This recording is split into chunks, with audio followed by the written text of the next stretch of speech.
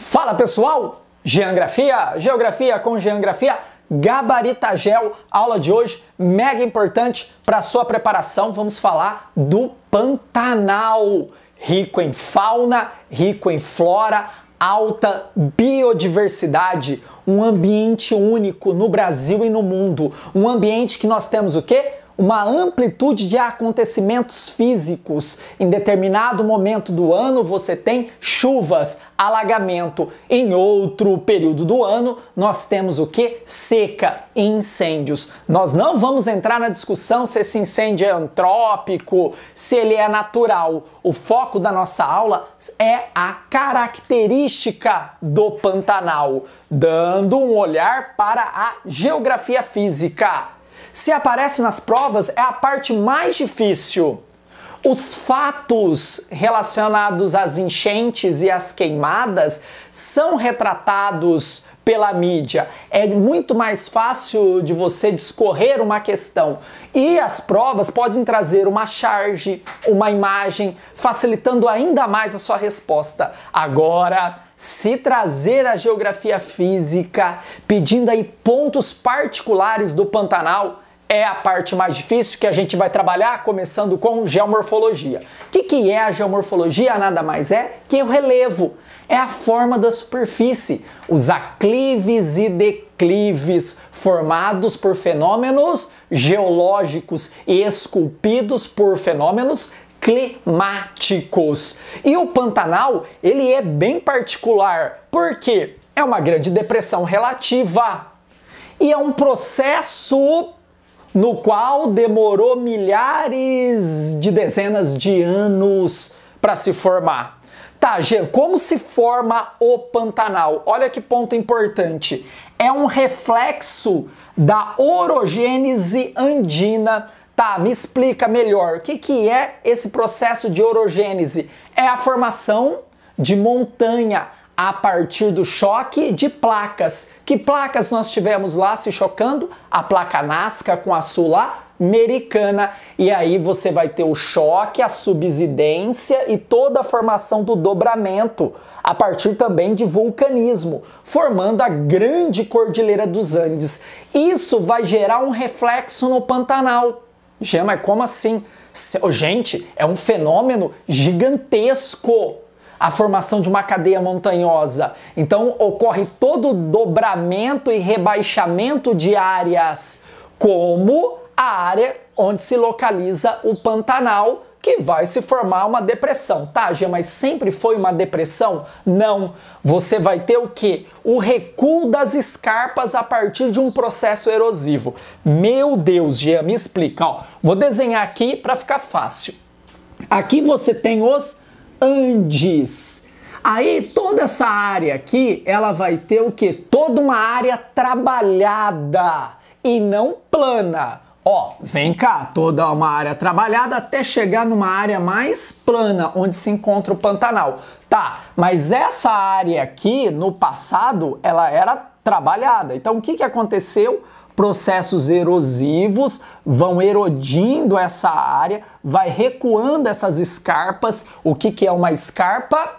É a forma de um relevo abrupto. Ó, isso aqui é uma escarpa, tá? Então aqui é uma montanha, ó. Isso aqui é um relevo escarpado. Então essas escarpas aqui, ó, elas estão sofrendo processo erosivo, estão se desgastando, estão se aplainando, deixando retinha e aumentando ainda mais a área que eu classifico como o Pantanal, que é uma depressão relativa, está acima do mar, depressão absoluta, abaixo do nível do mar. Vem cá. Tá, dentro dessa área de planície alagada, que eu classifico como o Pantanal, que recebe os resíduos dessas áreas mais altas, são todas depositadas aqui, são resíduos grossos, tá? Não são resíduos finos. Guarda que nós vamos falar disso. Ó, essa área aqui, ela possui geoformas, tá? Então, ó, nós falamos uma macroestrutura no qual toda essa parte é reflexo da formação da Cordilheira dos Andes, e aí essas escarpas elas vão sendo erodidas pela ação climática, e aí você vai tendo a formação dessa grande depressão que vai lá na frente se formar uma grande planície alagada. Tudo bem? Tá. Dentro dessa área de depressão, você tem as geoformas. Então aqui, ó, se eu colocar um binóculo aqui, ó, estou olhando com um binóculo, eu começo a ter o quê? As características dessa área. E as características eu chamo de geoformas. Está aqui dentro, ó, as geoformas. E aí eu divido em 3. Aí eu divido em 3. Eu tenho as cordilheiras. Calma, não é Cordilheira dos Andes, eu não estou falando de dobramento moderno. Eu diminuí a minha análise, eu não estou analisando em macroestrutura, estou analisando em mesoestrutura. Meso meio, macro grande, micro pequeno, tudo bem? Volta aqui. Tá, então em mesoestrutura, estou vendo a cordilheira, estou vendo os capões, que são áreas um pouquinho mais elevadas, e os campos de inundação. Então aqui dentro eu teria aqui, ó, uma cordilheira, eu teria o capão, eu teria uma área de inundação. Essas cordilheiras, em relação aos campos de inundação, elas estão 2 a 3 metros acima. São áreas importantíssimas para o Pantanal, porque são áreas de refúgio no período de alagamento. Então você tem lá as chuvas, né? Esses rios vão extravasar, vão romper os diques naturais e vão ocupar toda essa área, que é os campos de inundação. Onde vão os animais? Eles seguem em direção às áreas de cordilheira. As sedes das fazendas que estão no Pantanal, elas estão também localizadas nessas áreas de cordilheira. Os pantaneiros que levam o gado de um lado para o outro, quando você tem a cheia, eles também levam os gados para essa área de cordilheira. Então, uma área importantíssima e serve mesmo como refúgio do homem e refúgio dos animais. Tá, Jean, essa parte é o que interessa para os vestibulares em relevo.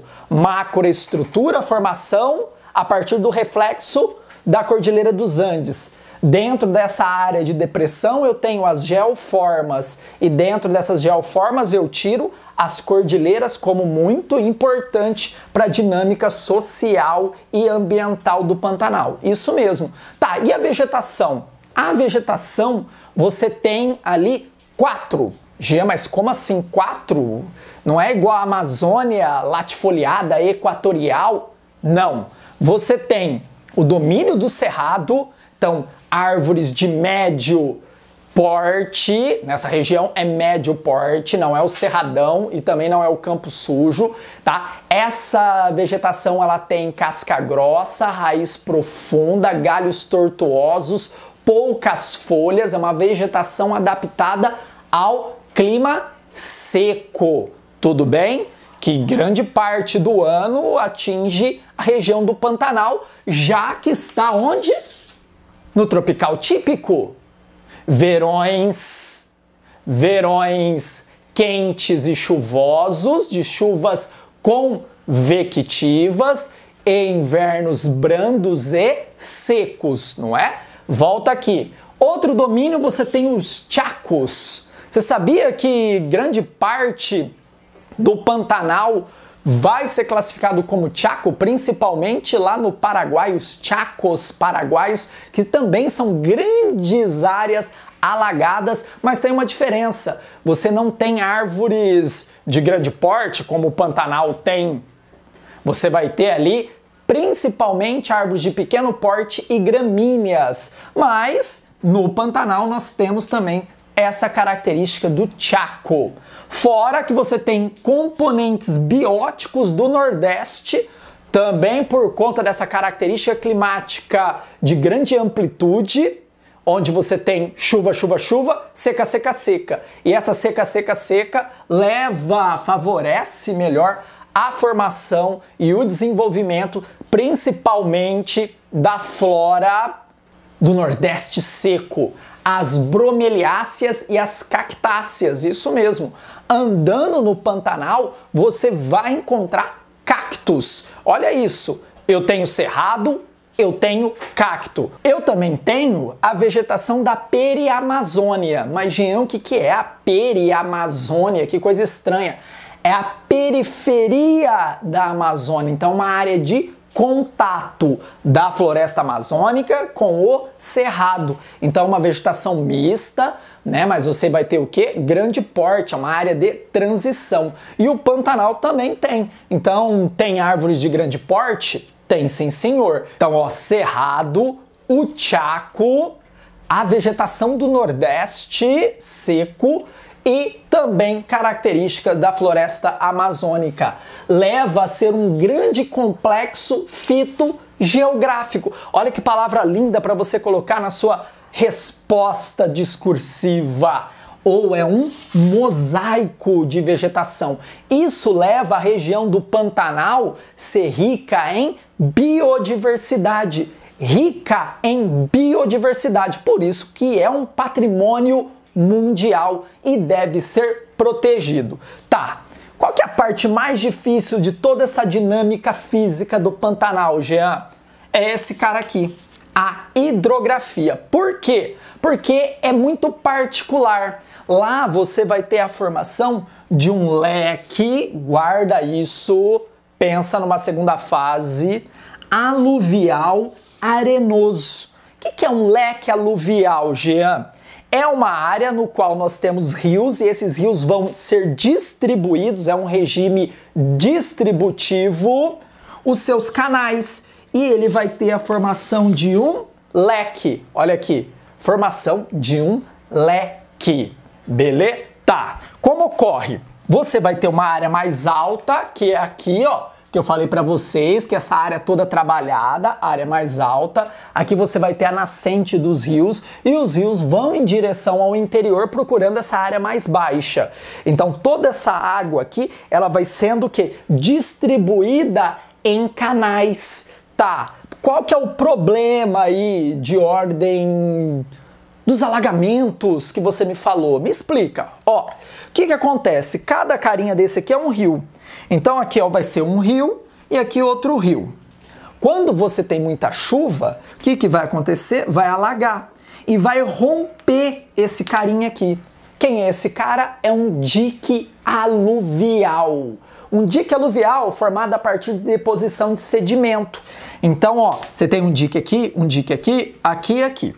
Se vai enchendo de água, ó, enchendo, vai extravasar, vai romper e a água vai se alocar aqui. E a água vai se alocar aqui. A mesma coisa aqui do outro lado, nesse segundo rio. Vai romper o dique, vai extravasar e a água vai ocupar essa área aqui.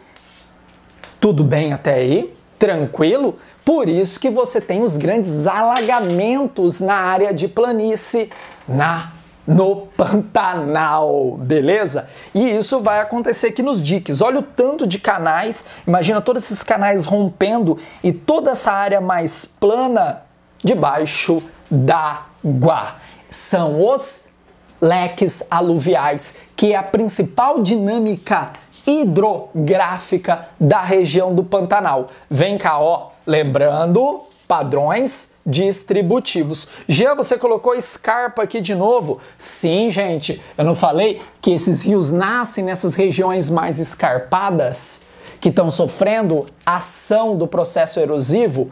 Então, por isso estão sofrendo ação dos agentes climáticos, esculpindo, modelando, isso mesmo. Então aqui, ó, toda essa área aqui você vai ter depósito de sedimentos grosseiros, não são aqueles sedimentos finos, trabalhados por muito tempo, tá? Você tem até ali matacões sendo depositados nessas áreas de planície. Esses leques aluviais, eles são muito recentes, tá? São da era Cenozoica. Tá, Jean, toda essa dinâmica do Pantanal, onde se localiza o Pantanal? Vem cá, Mato Grosso do Sul, norte do Paraguai e leste da Bolívia. Grande parte desse norte do Paraguai eu chamo como a planície do Chaco. Aquilo que eu falei para vocês, pequenos árvores de pequeno porte, a presença de grande quantidade de gramíneas. Ufa!